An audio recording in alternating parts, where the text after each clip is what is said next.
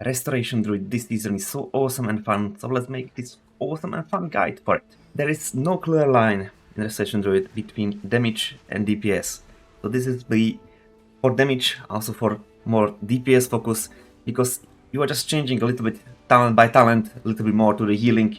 You could higher to go, to more you push, you need to more healing, or if you're just learning Druid, you want to more healing, then if you feel confident with the healing, you can go more for a little bit DPS. So there is not like you're playing this, you're playing DPS, or you're playing this, you're playing more for healing. Choose your exact nice spot, what best fits for you. So I will show you slowly how you are changing talents or which stats you should move. So let's start about stats.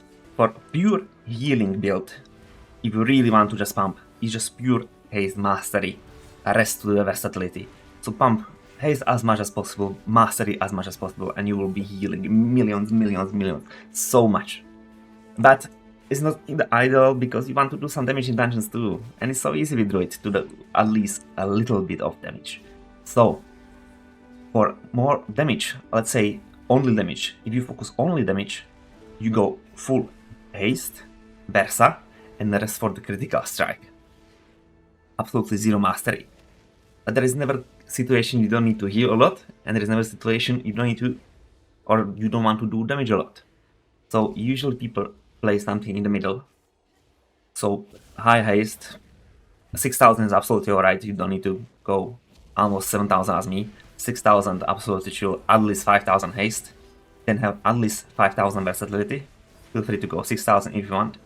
Some mastery, because mastery is really nice for healing in dungeons. It's really helping you a lot. And the rest to critical strike what's left. So that's ideal middle spot. If you feel like you need to heal more and you're not good enough at healing, go more mastery. If you feel like you're absolutely good with healing, you don't aim that high with the push, you just want to do 20s with the friends and you want to push huge damage, go low mastery, go other stats to increase your damage as possible. Just as I was saying, choose exactly where you like it. It's not good or bad way to do it, it's just what you preference more. So this is what I have, is like middle way between damage, between some healing to heal enough to do some decent damage. You mentioned about gear, so usually what rest druids are using in dungeons is a lariat, as one embellishment, second embellishment I have on shoes, you can choose whatever, and is tether, that's increasing versatility for you and some other team member. That's most used embellishments on Restoration Druid. Like I was checking, it was like 95% people are using these two. Definitely good choices. From trinkets to dungeons, Leaf is very nice, but not only if you are going higher, because it's compensating Druid weakness, that fast single target healing, if you are not prepared for that heal. If, of course, you know that single target will take heals and you have already Lifeblooms, Rejuverations, Regrowth prepared and all that, it's absolutely alright. And you have proc of your set piece. But that's ideal situation and is usually not happening. So this trinket is absolutely amazing because it's 350,000 shield and it's just something fast you can save somebody on single target. So if you feel like you need some more reactive healing, wear that trinket. Otherwise, take some stat sticks that are easy to get. Maybe it's a little bit harder, you can use just blood with C-Star, that's easy trinkets. If you want to go more for damage, then amazing is Vessel. Or you can go for Tinder Trinket from Raid, that's absolutely top for DPS. And big boy druids are wearing Firagard from last boss, I don't have it. It's great defensive and it's also doing damage. That's absolutely best for druids, but it's not so easy to get because it's very rare and it's for tank, but we usually don't loot. But you can set loot spec for tank and farm it. It's a really good one. And weapon, of course. Mitigate it out from weekly, if you're lucky for it. Alright, let's go on talents. So, I have now pure damage, or rather maximum damage I would say, build. And I will be slowly changing talents to get to the maximum healing build. When you want to stop in the middle, choose that. Of course, I'm pushing now, I'm on 27, 28 now. I'm just in the middle, because again, you just need to start healing more on very high keys. So you need some healing too. So I will go to the middle, I will show you what I'm playing usually, and you can choose if you want to play more DPS, if you want to play more healing. So let's change slowly, talent by talent, from this build, pure healing build. And when you like it, or which talents you like or don't like, then choose that exactly spot. If you want most DPS build or most healing build, import will be in the description. So let's start moving there. This is pure DPS build, and let's start changing. So first thing I will change is budding leaves to Efflorescence.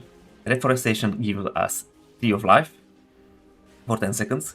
That is massive healing increase. And what we are losing, this is more passive. So this is better for damage because it's increasing healing of your Lifebloom by a lot. And that means you have more time for doing damage. That's first step. This will increase your healing by a lot and decrease a little bit time you have for doing damage. Now we are moving to left tree. So from the left tree, first things I start to move are the trash is going away because we need more defensives. We're starting going more to the right. We have Barskin duration and we have increased healing taken and we use our defensives. So very nice defend for us. And it's also through Frenzy as regeneration and we have chance. We have Frenzy regeneration automatic when we are low. So it's really nice to keep us alive. So we are changing these two talents on the right side. And if you want to go much more healing, or rather we don't want to play with the kitty. We just want to use pure Moonkin ability and we just don't like kitty, whatever. If you don't like playing kitty, just don't play kitty. You will still do decent damage. It won't be best, but it will still do something. So we'll just complete raise kitty abilities. And that extra points we don't even need Herald of the Wild because it's usable with balance form 2. But as we are putting kitty away, we probably not fancy that damage as much. So we are just taking away a very click, innervate back, nice mana sustain. And as we still want to do some damage, even if we are not focusing on it, just take Nature's Vigil. You will click it, it's off global cooldown, costing 0 mana, and percentage of your healing will be dealt as a damage. So at least that you have for damage. There was one step before we switch completely to the kitty here. So we still keep some kitty abilities. You will switch to Incarnation, Tree of Life from Convoke. Because we need to heal much more now, we need some extra cooldown, we need some extra pump. So we are using just 3. Convoke is more for DPS, as Convoke healing was mostly through Flourish, but Flourish is massively nerfed. So that's Tree of Life is getting better now, because what we wanted from Convoke before is to proc Flourish. Now when the proc Flourish is so weak, it doesn't even matter. So this is best middle ground, and that's what I'm using in most of the keys when I'm pushing. And I'm just changing Convoke and Tree depend on which dungeon I'm going. Some dungeons are better with Convoke and I have more time for healing, or rather healing is not so pressured, you need to do it right now, or highly bursts, stuff like that. So I would recommend this as middle balance, of course, where you fancy more, a little bit more damage, a little bit more healing, as you wish. There are notable changes by dungeons and affixes. Dungeons just depend on the spell. Sometimes we don't need it, like Fall, Rise, Black Hold, we absolutely don't need it. This spell, it's just useless. We can choose some utilities, we can choose also Vortex, we can choose Typhoon. Usually we don't have points to take every single utility we want on Druid, so you need to choose what you want. Like Vortex is amazing in dungeons like Ataldazar, when there are jumping enemies, also Black Hold, Archers while jumping away, also for bats. Typhoon is good interrupt of enemy casts. So if I want to choose something Typhoon or Vortex, I rather pick Typhoon because I can interrupt enemies casts. If you need Hibernate for incorporeal affix, you just need to take it. So that's of course 100% choice, but you go for it. And very important change when you're going hierarchies. On hierarchies, Arsene Vigor on specific dungeons is very important because that's you increasing your health. Also armor, but more important health when you go to the bear. And you're switching to the bear on big explosions. So when you're going hierarchies, usually tyrannical, and when there are bosses that can just one-shot you. This is must have even 2 talents, but usually 1 is enough. Because if you're going to bear without that, you're still getting nice health increase by the default. So 10% is usually enough. And where it's good for is like Ataldazar on the last boss, there are big hits. You need to survive. Black Hold, first boss, last boss, you need to survive big hit. Third boss, it's charging, it's knocking back. Higher you go, the more chance you have to get instant kill. This is very important to have. Dark Art ticket, like last boss, it's very easy to get one shot when you have 10 stacks on the last boss. The tank is not moving, people are baiting it under the boss. So boss have 50% damage deal increase, and on tyrannical not so high key and still can one shot you because it's 50% increased damage. So it will cast ability on you and you are just dead by instant kill. So a really important talent, the higher you go. If you don't plan to push, you are good, you don't need this. So I switched to pure healing talents and let's talk about healing. So with the rest of the druid, there's few things on the start. One thing to think about your mastery. Your mastery is increasing your healing by set percentage, depends how many you have, mastery of course. And is increasing your healing by how many healing over time effects you have on the target. That is very important because it's working nice with our set pieces, as our set pieces are doing Nourish. And what is Nourish? Nourish has bonus 300% from mastery. And as we will be healing everything, Nourish will be our first in heals from trees and from our procs from set piece. It will be very important to have a lot of healing over time effects on the targets. Even when that healing over time effect is not healing much, it's increasing others. And Lifeblooms are counting as 3 hots. It's down over here. Armor's Blooming is counting as 3 stacks of mastery. Lifebloom is absolutely massive, even by that. Absolutely topmost priority is to spread our flies, our adaptive swarm. Adaptive swarm is increasing effectiveness of our priority effects on targets by 20%. So we can say it's just 20% healing increase on target that it is. It will do decent damage, it will do decent healing on its own. Like per run you can expect like 10 millions healed by flies and 10 millions damage dealt by them. And it's quite important to click them as soon as possible when others are ready, because if you're not clicking it fast enough, the stacks will drop and won't extend. When they are changing targets, they have chance to duplicate. So higher you keep your stacks, then you have more stacks on everybody. So if you have many stacks, you can skip cast, or many stacks on many people. But if you don't have, when it's ready, instantly click it, so we can extend the durations. That means anytime they are ready, just click them. If you are running between the pegs or you just AFK because somebody went, I don't know, on toilet, you are waiting 2 minutes, still spread flies. Before the key starts, spread flies. Flies will survive, just sit in the dungeon, like you will start playing key in 3 minutes, alright, I will start spreading flies. So everybody have nice stacks when the dungeon starts. It's absolutely huge when you have this prepared. Our next priority is our Lifebloom. Lifebloom is absolutely massive mechanic and massive heal pump. So what do we want to do with Lifeblooms? We have 2 of them, so we can apply on 2 targets. In dungeons, generally, we don't want to use it on ourselves. In raid, yes. In raid, we are using it on ourselves to increase our periodic heals by 20%. But in dungeons, we want to get Verdancy proc. That's happened when Lifebloom blooms. Lifebloom blooms on the end of the duration, and with this talent, Photosynthesis. So while Lifebloom is on an ally, your periodic heals on them have a 4% chance to cause it to bloom. That means you want to keep Lifeblooms on 2 targets that is not you, so they can bloom. That bloom is a huge healing increase, and is also proccing Verdancy, that is healing 3 targets inside of Efflorescence. So absolutely massive heal. And which 2 targets we should choose? If there's nothing special happening, definitely one is tank, so keep it on him. When it's Baldet Knight, okay, you can choose somebody else. Baldet Knight is mostly to survive on its own. So one on the tank, second one when somebody is dying more than others. But usually everybody is dying at the same time because they should be just dying from AoEs and not from some shit they are standing in it. If somebody is bad, yes, put the life on him, so you keep priority healing on him. But if nothing special, you don't have special players in the group, just put it usually on ranged DPS. Why put it on ranged DPS? Because melee and are stacking pack, they are standing in Efflorescence. And they are usually standing not by choice, but because they are on melee. So it's really easy to keep melees healed by Efflorescence and then through Verdancy. Ranged are usually standing whatever. Some specialists are standing even on 40 yards because I don't know, maybe they feel safer when they are more far. And in that case, they're not getting AoEs here from Efflorescence and other stuff, often you will just miss them with Wild Growth, because Wild Growth also doesn't have 40 yards range. Or rather, it has 40 yard range, but you are casting is on target, and it's other 4 targets is around it.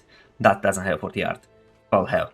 So sometimes you don't even hit them with Wild Growth and stuff like that. That means they need a little bit more extra healing.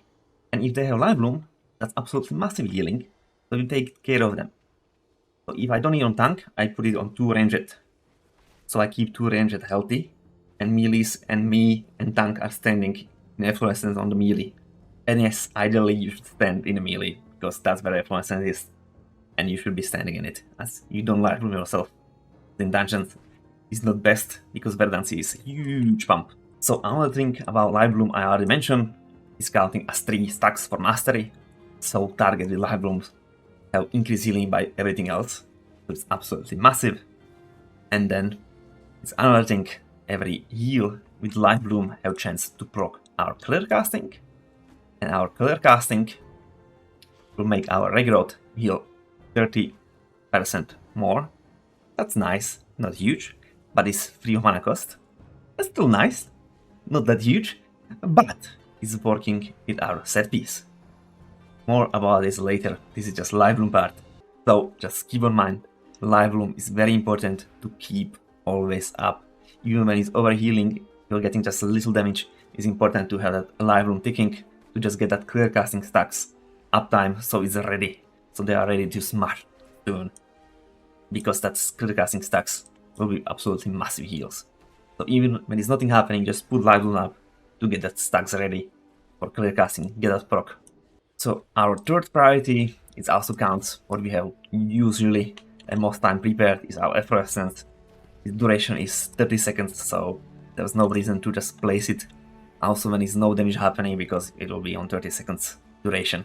So it's quite long, and this possibly will heal a lot and help a lot. You have also Lifeblooms up, that means Verdancy will be healing through that, and also Efflorescence is giving Spring Blossom on you. It's healing absolutely nothing. It's just little hot, absolutely is healing 4,000, this 10,000 or something is Efflorescence healing, this 5,000. So 1,000 is Spring Blossom, but we don't care about that. What we care about is this is another hot. And what is other hot doing? Is increasing heal from other heals through our mastery. So don't look at this, oh this is healing shit. This part of Efflorescence is over here down, Spring Blossoms. It's increasing other heals, and also every single heal of this hot is increasing Lifebloom chance to bloom, and that will proc Verdancy. So yeah, keep it under your team, ideally on melees, and if ranged, if there is high AoE damage and the ranged are not standing in it, it's their fault. But we have Lifebloom on them, so that should keep them alive. So these are 3 things we always want to have prepared, so we just always bring Adaptive Swarm, even when there's nothing happening, when we are running between the bags, and we are just waiting somewhere, just keep spreading those flies. They will do also nice damage, so if you're not healing, just keep using them, because it's for damage too.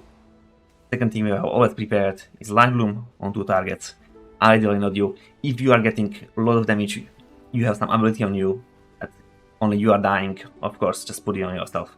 But usually it's not happening. And the third one is Efflorescence. We are just keeping on the group, usually on melee, because everybody should be close to the melee.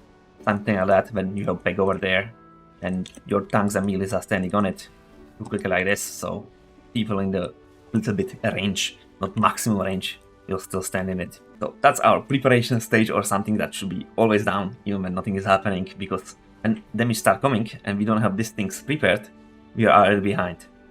But when damage already came, I mean to heal right now, we don't have time for that, because this is just like ramping. So, what's next? That we need to heal, actually heal, because this is just healing for us, I'll say, is instant, not taking a lot of our time. So, preparation is not healing enough. We have our flies, we have our Lifeblooms, we have our Efflorescence, we need to heal more. First thing we are going after is our Clearcasting procs. So, Clearcasting is also default UI, you can see my shiny things over here. I have bigger up for it too, so I see it better. What is Clearcasting? We have Clearcasting over here, or healing over time from Lifebloom, have 5% chance to proc and give us Clearcasting. This one is not proccing more if you have more HOTS on the targets with Lifeblooms. This is just pure healing from Lifebloom. It's not that 4% chance for bloom from photosynthesis. So just pure Lifebloom, when you have applied, you are getting Clearcasting perks. That's another reason why it's so important to have Lifeblooms up. And what we are doing with that Clearcasting? With that Clearcasting, we are spending Regrowth, and that Regrowth is absolutely massive heal. Why? Because our 2-set and 4-set. So, what is our 2-set and 4-set doing? Your 4-piece is working with your Clearcasting perks. Of course, that's why it's important. So, consuming Clearcasting now causes your Regrowth to also cast Nourish. Nourish is that ability that not healing that much, but is profiting 300% from mastery. That's also why we had a little bit mastery, even if we are not focusing big on healing, but this is still huge because Nourish is getting pumped from mastery. It will be casted onto nearby injured ally at 200% effectiveness, so that Nourish is already 200% stronger, and is preferring those with your heal over time effects. So not only he's choosing injured target, not a random target, he's also choosing best injured target to increase healing from that Nourish because it's profiting 300% from mastery. That means he's choosing some targets that have healing over time effects, or rather more healing over time effects. That's absolutely massive, but we still have 2-set. That means you and your Guru Guardians nourishes, so all nourishes, easier to say, heal 2 additional allies within 45 yards at 40% effectiveness. That means we have 2 heals, 2 another heals for 40% effectiveness, and that means that 200% increased Nourish is even 80% more. It's just on other targets. That means this is our main heal. This is what we are doing most of the times. If you have flies up, your adaptive swarm, I'm always saying flies. If you have adaptive swarm up and you're clicking on cooldown, and you have 2 lifeblooms applied that are proccing you Clearcasting, then only thing you need to do when people do some more damage, you just cast. You just cast that Clearcast Regrowth. And that's all we need most of the times in the dungeon, and there's nothing bigger happening. And with that, I would say it's time priority. You can say Guru Guardians are higher, are lower. Nourish is absolutely massive heal. It's single target, huge AoE, just taking care of everything. But we are supplying with Guru Guardians because they are really cheap on mana and they are not costing global cooldown, short cooldown. So yes, we are really spamming Guru Guardians anytime, not costing you any time, almost no mana cost. I cannot say how good they are absolutely legends. But you don't see a huge pump, so I would say Clearcasting is high priority. It doesn't matter. Just keep using trees. If you have 3 stacks, just use one because there is no reason to not. Cooldown is short, and why to keep 3 of them when they are so cheap and so effective? They are choosing good targets, they are not overhealing. They are picking low health targets with healing over time effects, so that Nourish from there is very effective. They are also healing AoE because they are healing 2 additional targets. Just absolutely massive thing. So when you need more healing than things you have prepared, you are clicking Guru Guardians and you are spending your Clearcasting. So if this all is still not enough, then we are getting to another priorities. So is our Swiftmend and Wild often together. Swiftmend will heal nice to single target, it will eat some healing over time effects, it can be Lifebloom. But usually we are spending Clearcasting Regrowth, so usually we have some Regrowth buff to eat. It will be nice heal, it will be nice healing over time, and the bigger part of it we are getting Soul of the Forest buff, and Soul of the Forest is increasing our Regrowth or Rejuvenation by 150%, or our Wild Growth by 50%. So follow the Wild Growth. If you need to heal AoE, if you need to only heal a single target, then follow it with the Rejuvenation. Rejuvenation is healing more overall than Regrowth. If you are Clearcasting, yeah, feel free to use it with Regrowth. If you don't have Clearcasting, use it with Rejuvenation. Of course, if you need to heal right now, then Regrowth it is. Also, if you're playing Reforestation, it usually should, this is a little bit better sustained, or rather, more time for your damage. So, Lifeblooms heal more. Usually you're playing with Reforestation, and every use of Swiftmend is giving you 1 stack, and on 3 stacks you are getting 3 of life. 15% increase to all healing, and your abilities are better. So In that way, Swiftmend is also important to use it quite often, more often than just especially for healing or empowering another spell, but to also get that stacks coming. Ideally to keep in mind to proc 3 stacks, and that's some big AoE or single target boost is coming, so you proc your 3 exactly when you need. But yeah, Swiftmend with single or AoE if you need, definitely AoE what you are using is Regrowth, and ideally Swiftmend plus Regrowth for AoE. And now we did all the above and just still need more healings. This should be enough for most of the situations we will come across, but now we need to even more healing. Everything is prepared. We have Lifebloom, we have Efflorescences, we are using our procs, we have cooldown by growth, Swiftmend, and we are just spreading rejuvenations on our group. If we want to heal more AoE, we focus our targets with the Lifeblooms. Why? Because targets with Lifeblooms have chance to proc Bloom, and that Bloom will heal through Verdancy and also heal the target. That means if you get at least one Bloom from Rejuvenation on Lifebloom, you will more than double value for the Rejuvenation. So if you're planning more for AoE, then definitely start with the targets with Lifeblooms, so Efflorescence is nice pumping through Verdancy. If there's some targets that are dying more than others, of course, then just focus them. If everybody is dying, yeah, start with the Lifebloom's targets, then go for others. And definitely this is the thing we are using before we are using Regrowth, because total healing of Regrowth is less than Rejuvenation. So Rejuvenation is definitely high priority. If you have Tree of Life, it's healing 50% more and 30% less mana cost. So in Tree of Life, definitely Rejuvenations. And last and not least, it's a Regrowth without Clearcast. It's costing a lot of mana without Clearcast, and it's healing less than Rejuvenation, it's just healing faster than Rejuvenation.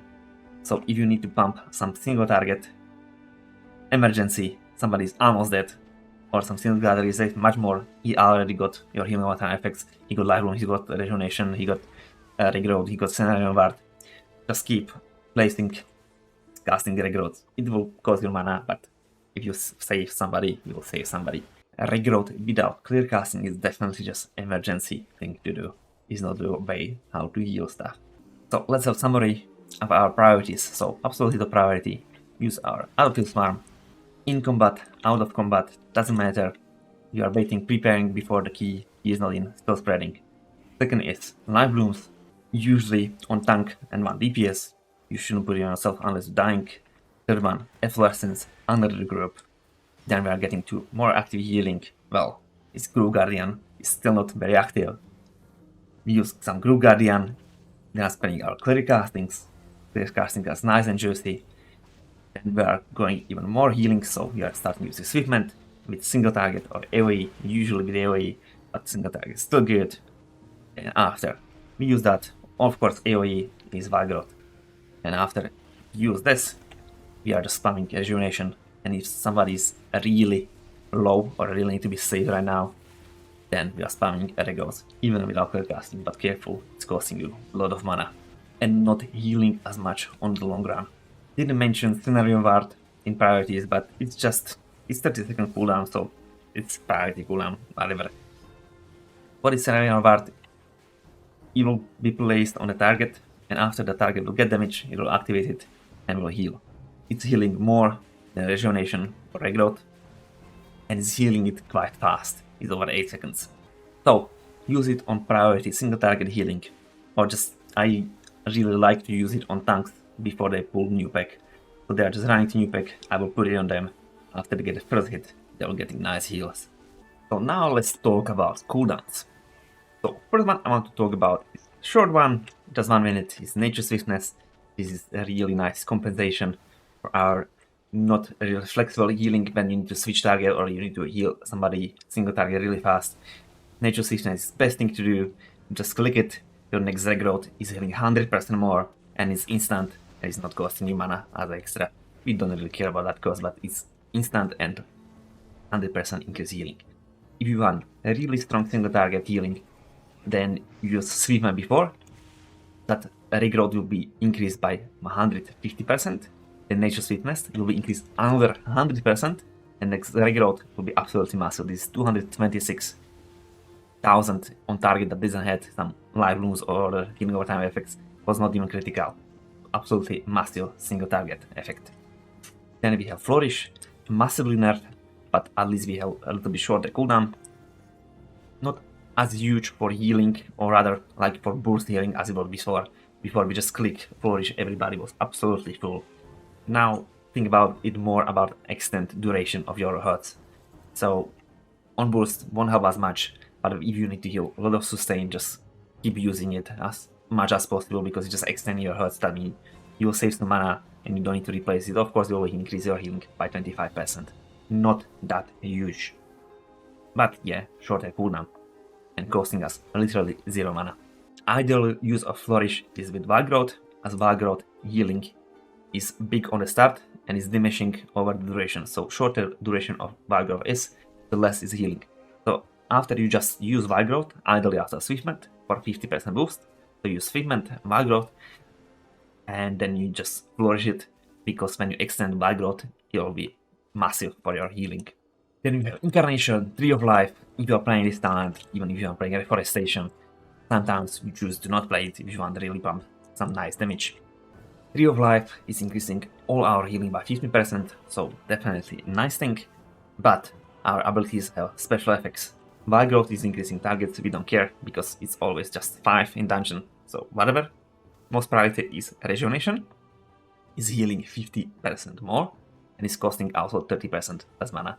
Not so important in dungeon, but 50% healing increase for them is absolutely massive, and 15 overall. Yeah, it's a nice thing to do.